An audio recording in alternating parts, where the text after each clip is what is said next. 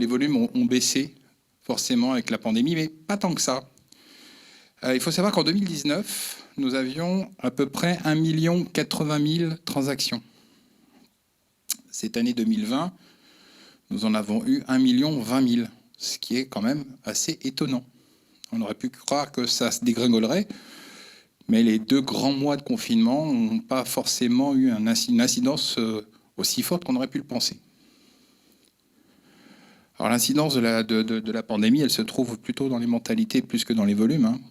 On en reparlera peut-être un petit peu avec Nicolas, notamment sur le secteur montagne. Si vous regardez quand même, Savoie, Haute-Savoie, il y a quand même une sacrée différence, hein, puisque appartements anciens et appartements neufs, on est quand même à moins 14. Pour les appartements anciens, on est à plus 13 pour le neuf. Pas d'explication très compliquée, enfin pas d'explication très claire à vous fournir à ce niveau-là. Nous, on constate. Hein. Moins 5,5 sur les maisons anciennes. Il faut savoir que les maisons, le volume des maisons avait été très fort l'année d'avant. Hein. Donc on n'a peut-être pas aussi non plus le stock nécessaire pour vendre plus de maisons. Alors qu'en Savoie, en Haute-Savoie, vous voyez, il y a très peu d'évolution. 0,1 sur les appartements neufs et les appartements anciens. Les maisons ont un petit peu baissé pour les mêmes raisons, hein, manque de stock.